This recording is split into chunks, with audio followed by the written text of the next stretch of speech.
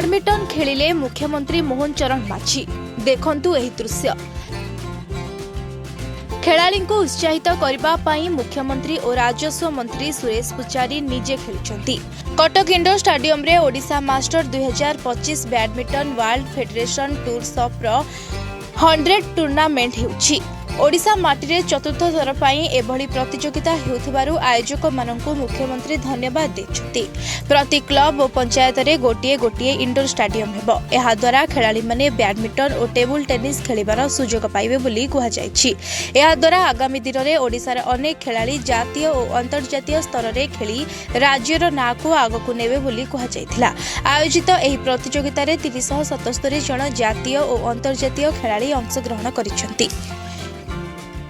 ये जो अंतर्जातीय टूर्नामेंट पाई badminton world federation, badminton association of India, Odisha state badminton association एवं क्रीड़ा और युव विभाग जो माने एते संपूर्ण भाव में सामिल अछंती मुझे धन्यवाद दौची जे एभली एक अंतर्जातीय टूर्नामेंट जोठी आज आमको बड़ सुजोग मिलला एवं एभली एक टूर्नामेंट ओडिशा रे आमे चतुर्थ थर पाई यह आयोजन आज सफलता पूर्वक आज हो पारी।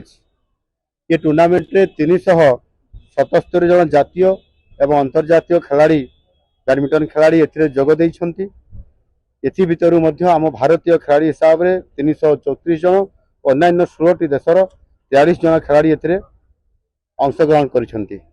ए टूर्नामेंट रे पुरुष सिंगल, महिला सिंगल्स, पुरुष डबल्स एवं महिला डबल्स एवं मिक्स डबल्स रे मध्य ये कैटेगरी समस्त खेलुंट। खेल अति सुंदर भाव में यहाँ होउछि।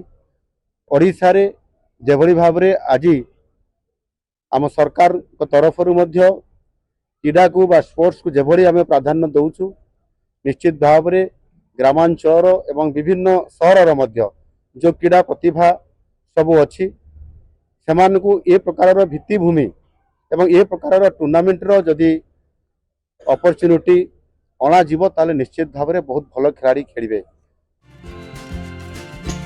ब्यूरो रिपोर्ट ओडिशा संवाद।